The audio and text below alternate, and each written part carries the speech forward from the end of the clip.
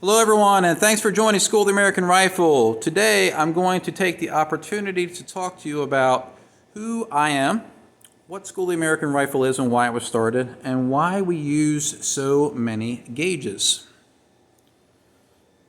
Now these are not all the gauges that we have in the shop. I have some that are still in their testing and evaluation stage, so you won't be able to see all of the gauges that we utilize in class or in some of the videos. Those are some of the tools that we use. Those are some of the bins of shame.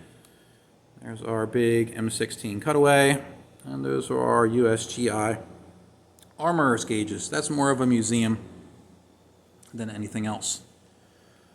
But as far as who I am, my name is Chad, if you haven't figured that out by now, and I started School of the American Rifle after I stopped being a professional gunsmith. I was an apprentice-trained gunsmith. I was a gunsmith in a professional capacity for approximately 13 years. Once I stopped the gunsmithing, I began School of the American Rifle. And the reason that we started School of the American Rifle, and when I say we, it means myself and my wife. It's a two-person operation. The reason we started is because as a gunsmith, I constantly saw work that came through the shop or people that contacted me online from various ways, through social media, email, calling the shop, stopping in, lots of different ways. But I constantly saw a steady stream of AR-15s that were absolutely butchered by people that were supposedly armorers and people that called themselves gunsmiths. Now, when I say those things, I'm not disparaging all gunsmiths. I consider myself one, and I'm accepted as one by most of my peers. I'm also consider myself an armorer, but some armorers also don't accept the things that I do and the way that I teach things. So what I'm going to try to convey in this video is why we do things the way we do in School of the American Rifle. School of the American Rifle is a blended course.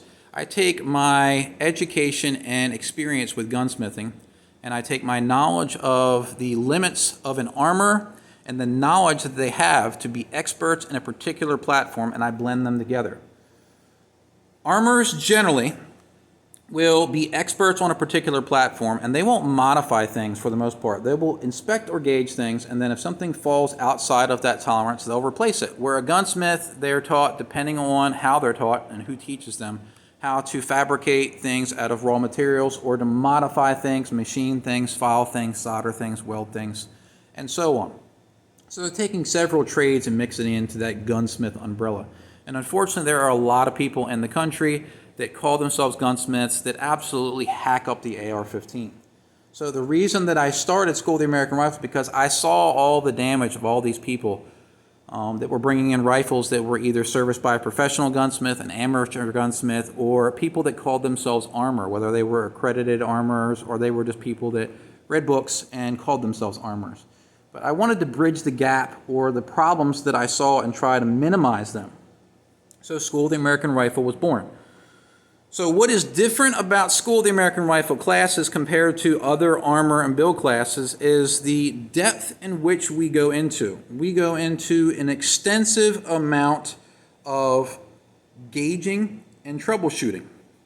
Instead of us just saying, okay, we're going to teach you how to put this gun together and just bang it together, we're going to teach you why certain things should go together in a certain way, why they should interface each other in a certain way, and how that affects reliability and accuracy. And there's always a trade-off. There's no free lunch. So if you're building a gun that's all about precision, you may trade off some reliability. If you're building a gun for absolute reliability, you may trade off some accuracy. Those are rules, not laws. But that's essentially what we're about with School of the American Rifle. I take gunsmithing and I take the trade of being an armor and I blend them.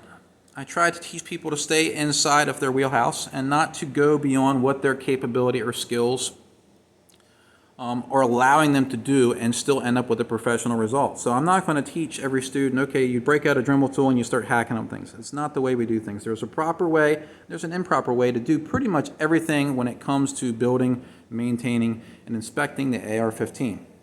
So that's what School of the American Rifle classes are about. I am not the only source of information about the AR-15. There are many, many places all over the country that teach armor and build classes. And I always encourage my students to seek out additional training, whether or not they are taking a class for the first time or School of the American Rifle is their 100th class that they've taken. I try to impart that they should always continue their knowledge if they have a passion for this particular firearm. And I am not the only source of information on it. I'm simply conveying what I have learned working on firearms. Now, in my time of being a gunsmith, I went to teaching school of the American Rifle. We've been doing this approximately 6 years now. And in that 6 years of being a technical instructor and 13 years of gunsmithing, I've had about 11,000 AR-15s that have crossed my bench or have been in my courses. So the whole intent of School of the American Rifle is to basically transfer all of the information and knowledge that I have to my students in the most effective way possible and the safest way possible. So I'm not going to teach you to do bad things in the class. I'm going to teach you multiple ways of doing things, and then let the student decide on how they want to continue doing that. There are some things that we teach in classes that the student just do not have the capability of doing. So the whole point behind teaching certain things that they can't replicate at home or in their shop is to teach them where their limits are. If I teach, okay, this is how a barrel is properly machined, most people aren't going to leave the class and go buy a lathe and try to single point thread a barrel. But what I can do is impart some information on them so when they hire a gunsmith or machinist to thread their barrel, they have enough information, they're armed with enough knowledge to understand, okay, this guy that I'm talking to may or may not know what they're talking about. So I'm trying to not only teach them how to do as much as possible, but arm them with enough information so they understand where their wall or their limits are, and so they won't cause more problems with the weapon that they're servicing, particularly the AR-15, because that's what we're about. So there are good gunsmiths, there are bad gunsmiths. I've seen so many guns hacked up by bad armors and bad gunsmiths that I decided, hey, I'm going to start teaching people this stuff because I think it's important. There's a lot of people that think the AR-15 is like Legos and you can just slap them together and it's going to be fine. That's not always the case. Will they go together? More than likely, yes, but it doesn't mean that they will function to their optimum performance. They won't be as accurate as possible, and they may not be as reliable as they should be. Unfortunately, there's so many companies involved in producing parts for the AR-15 now that it's really difficult to separate the good from the bad. What I mean by that is just because two parts don't mate together. So if we're doing a headspace check in a class, we'll go over to the gauges, and we pop in headspace gauges and the gun won't close on a go gauge. Does that mean that the barrel is bad or the bolt is bad? Not necessarily. It just means that the two companies who made the components may not have made them within a proper acceptable tolerance, so they marry well together. Now, if you buy a bolt and a barrel from one company, they should fall within range of proper headspace, but that doesn't always happen either. So essentially what I try to impart is that just because you buy a part from a certain manufacturer, it doesn't ensure that you're not going to have problems. So this is where some of the gauging comes into play. I have tons of tools that we use in classes. It doesn't mean that you have to have this many tools to work on guns, AR-15s, at home. But what this massive supply of gauges and tools allows me to do is it allows me to be more efficient as an instructor. So if we have a classroom full of students and they all have various types of AR-15s, I need to have a wide selection of tools so we can be productive time-wise and still do professional level work. Now, can you get around not having all this stuff and work on AR-15s? Absolutely, you can. But I have it here just so we can be time efficient and try to use the best tools for the job. And I also use this as an opportunity. We have all these tools here on this cart. I use the opportunity in classes for students to get acclimated with all these tools and gauges. So if they haven't started with their armorer's toolbox or their workbench yet, they can get experience with using particular tools and find what is most useful for them and what's sort of irrelevant or not useful. And they don't waste their money buying stuff that isn't going to be as practical for whatever they're going to work on. The same thing goes for gauges. So people ask often, why do you gauge so much? Now the shop is sort of a mess, so I do apologize for that, everyone. This right here is our U.S. government issue armorer's gauges. This is sort of a museum we have in the shop. I have it right underneath the Constitution, the Bill of Rights, Declaration of Independence. We have some flags here as well. I love my country. But these are all different tools that are used by the U.S. military to gauge and inspect the AR-15. Now, for the most part, I have almost all the gauges that are used. I'm missing a few here and there. It's an obsession, I can admit it. But we don't use these in classes. So there are a lot of people who assume that when I gauge things in videos that I'm essentially creating sort of a frenzy on why I'm doing things, and I'm creating something that doesn't exist by gauging things. They think that I'm the first person to break out gauge and say, well, let's look at this and look at that and say, well, okay, it doesn't fall within this range, therefore it's bad. And that's not the purpose of why I gauge. And in our opinion, gauging eliminates some of the guesswork. So military armors have been using gauges for the AR since its inception. I mean, I have some of these gauges here. Let me find one of them. This one right here, look. This one is from an M16, XM16E1. So the experimental rifles, they already had gauges. They had taper plug gauge for the firing pin holes. It had a different spec than the one we use now. It had a throat erosion gauge. It had headspace gauges, chamber reflector, and firing pin protrusion gauges. So what we're doing at School of the American Rifle with gauging is not something new. It's not something we created to get people scared and make them think that we have to give them classes in order to work on their gun. Gauging is something that eliminates some guesswork, but it's not an absolute. You can get around building an AR-15, and yes, you can get lucky and it can work if you don't gauge things. But these things will tell you whether or not something falls within either a range that allows it to reliably function or even safely function. So military gauges are a commonly accepted practice. Now these gauges are somewhat hard to get and collectible, so we don't use them in classes. And that's where we get into some of the gauges that we have on this table here. Those are the gauges that we use in courses. And some of them go way beyond what you will see on the military or USGI gauge table. So people will say, well, why do you get into doing all this gauging? Why are you doing things that the government don't look for? And just because they've been working on the AR-15 for almost 60 years doesn't mean that they have everything perfected. There's still a lot of guesswork when it comes to things. And there are things that I can't put in video content that I have to show people in person, and this is what makes having in-person instruction almost a necessity if you want to really understand the gun. I can do a lot of video content on things, but when it comes down to it, there are some things that I can't put in a video that have to be felt with your hands, things that you have to inspect certain ways that cannot translate properly in a video. So when I'm gauging things, people assume, well, he's just gauging things because, you know, he's this nerd guy. He just wants to gauge things to find something wrong. And what people don't realize is that the reason that I gauge things is because I've been working on guns for a while, and I've worked on a lot of them, specifically the AR. So one of the controversial things that I talk about in my bolt carrier group videos is the 3-bore gauges. So people will say, well, what's the point of that? And if he has one that falls within green or red, does that mean that it's definitely good or bad? No. What I'm looking for with these particular gauges is gas system efficiency. So these gauges right here, if I have a bolt carrier that goes on these red ones here, does this mean that the bolt carrier won't work? No, it does not mean that. What that means is overworking on 11,000 ARs, when I would run into an AR that had a problem, instead of me saying, okay, this AR won't run, let me put a different bolt carrier group in it, and I put a bolt carrier group in it and the gun will start to run. Well, common sense would dictate that there's something within that gun, specifically in that bolt carrier, that's causing that gun not to operate properly, whether it be accuracy or reliability. Most people would be satisfied to say, okay, well, I figured out that that bolt carrier is the problem. I'm going to replace it, and now my gun's fixed. With me, that was never good enough. I wanted to know why that bolt carrier wouldn't work. So what I would do is I would break out things like my bore scope, and I would inspect the surface, things that you can't see with the naked eye. I would break out pin gauges. I would break out micrometers and calipers. I would break out bore gauges of different types.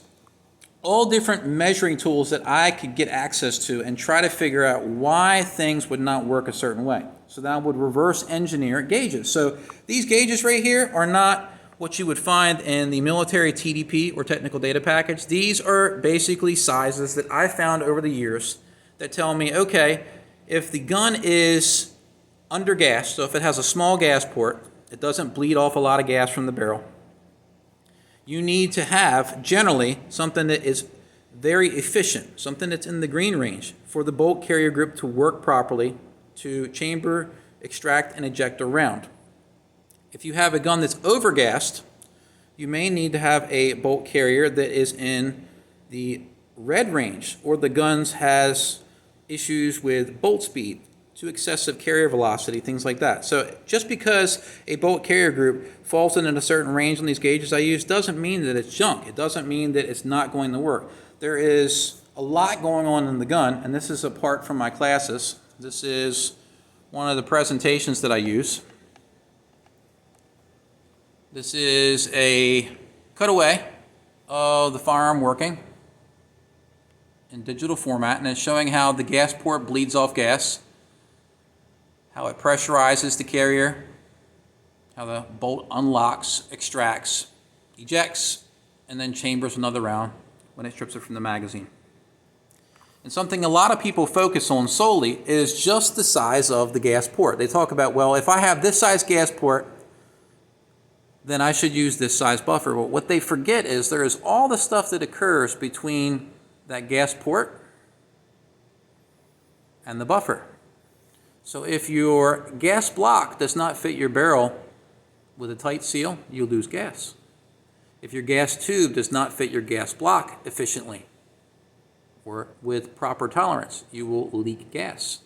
If the gas key or gas tube does not meet and seal with a certain amount of efficiency, you will bleed gas. If the gas key does not seal to the carrier efficiently, you will bleed gas. If the internal 3-bore on the bolt carrier and the tail of the bolt and the rings on the bolt do not seal efficiently, you will leak gas. All of those things affect how the gun functions. So the whole point behind the carrier 3-bore gauge is so we can determine, based on the gas port size and whether or not certain parts fit a certain way, whether or not that bolt carrier is optimum for the particular gun that you're putting it in. And again, it doesn't mean that if your bolt carrier is on the red or yellow or green, it's going to be a pass or fail. This is just my way of translating problems into solutions.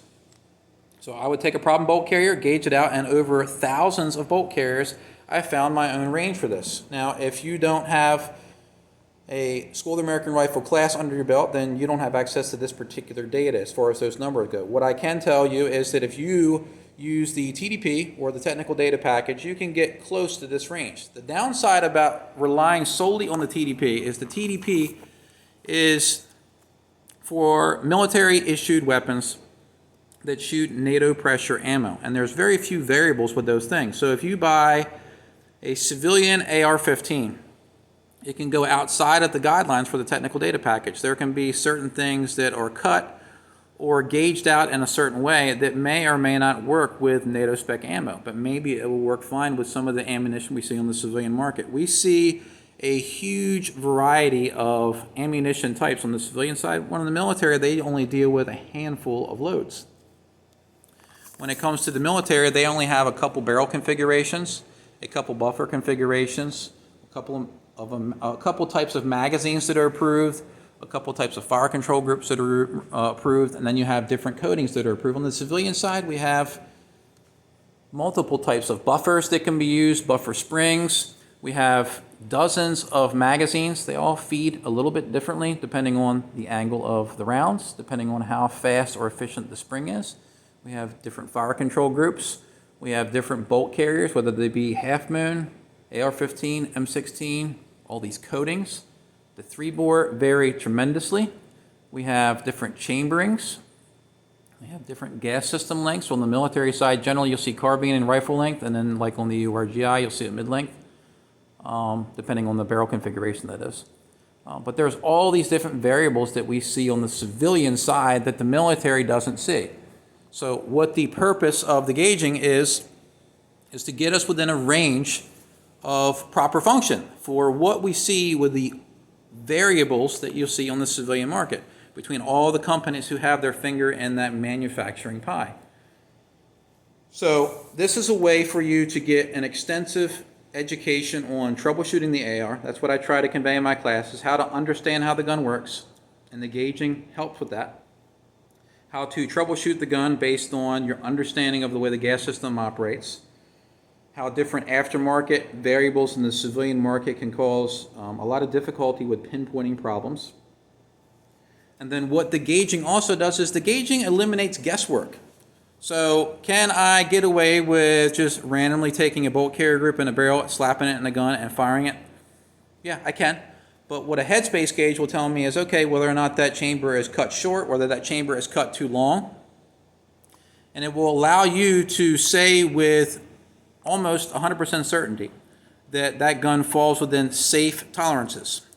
Can you get around not using the headspace gauge? Like I said, yes. Can you get around not using muzzle erosion gauges, throat erosion gauges, different pin gauges, things like that? Yes, you can, but you're doing a lot of guesswork.